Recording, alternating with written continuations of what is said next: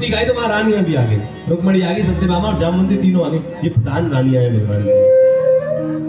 और जैसे ही भगवान ने चावल की पोटली खोली, उसमें चावल देकर रुक्मणी का मुंह बना, ये क्या लेकर के आया? तू ऐसा लेकर के आता? नहीं, ऐसा तो नहीं था उसमें, कथा नहीं था। और कहते हैं भगवान ने पहली, लाला ऐसे नहीं खाते, पका करके खाते कच्चे हैं। भगवान ने तो मेरे प्रेम से लाया है ना। सुदामा को भगवान ने जनता को दिखाने के लिए कुछ नहीं दिया, लेकिन जैसी पहली मुट्ठी खाई, पहली मुट्ठी लेते ही प्रभु ने स्वर्ग सुदामा के नाम किया। सुदामा को पता भी नहीं था, जैसी पहली मुट्ठी भर के गए, सुदामा का स्वर्ग का सारा साम्राज्य सुदामा के घर आ गया। सुदामा को कुछ नहीं मालूम, लेकिन रुक्मणी जान रही। रुक्मणी ने आंखें बंद, अरे पूरा स्वर्ग दे दिया। प्रभु इतना भी देने की क्या जरूरत है? 2-4 सोने के कंगन वंगन उतार के दे देते, ब्राह्मण है, गरीब है, काम चल जाता। 2-4 घर बनवा दो इसके लिए। नहीं। और फिर दूसरी भगवान रुक्मणी बोली, एक मुट्ठी में काम नहीं चल रहा है क्या? स्वर्ग दे दिया। अब क्या? दूसरी मुट्ठी में पृथ्वी लोक का वैभव विप्र को सौंप दिया। दूसरी मुट्ठी में संसार का, पृथ्वी लोक का, भूमंडल का जितना भी वैभव है, भगवान ने सब सुदामा के नाम कर दिया।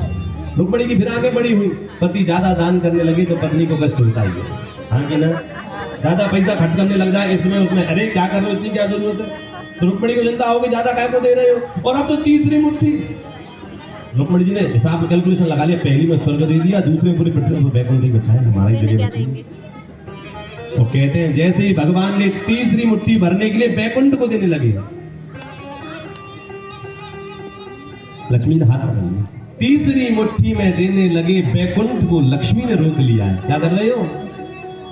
अपना निवास भी दान में दे रहा, कैसा मेरा किया है। अपना निवास, अपना घर गिरवी करके कोई दान करता है कोई? ये क्या कर रहे हो आप? एक बात बताओ, बैकुंठ भी दे दोगे तो हम कहाँ रहेंगे? भगवान कह रहे हैं, लक्ष्मी रुक्मणी मैं सुदामा को बैकुंठ भी दूंगा ही, तो प्रभु हम कहाँ रहेंगे?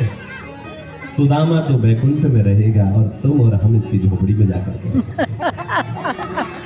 लेकिन प्रभु ये आपका कैलकुलेशन कैसा है समझ में नहीं आ रहा। मेरा तो सीधा सा कैलकुलेशन है।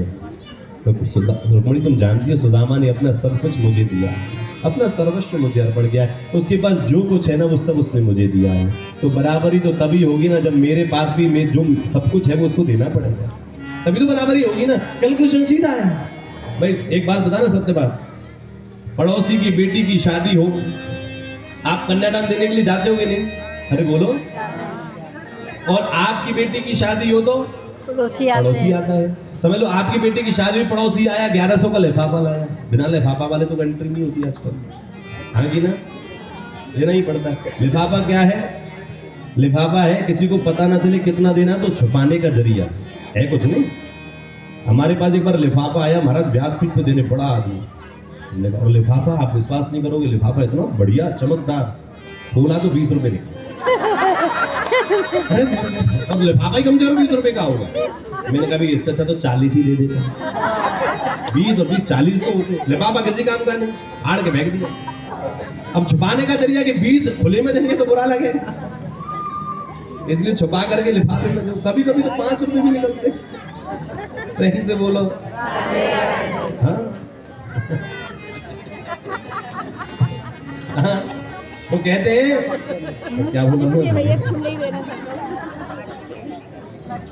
उसमें ना नाम लिख के देते हैं तो आदमी को थोड़ा याद रहता है। हाँ, शादी हुई, पड़ोसी आया, 1100 का लिफाफा लेके आपने खोल के देखा, पहले तरीका यूं था ना,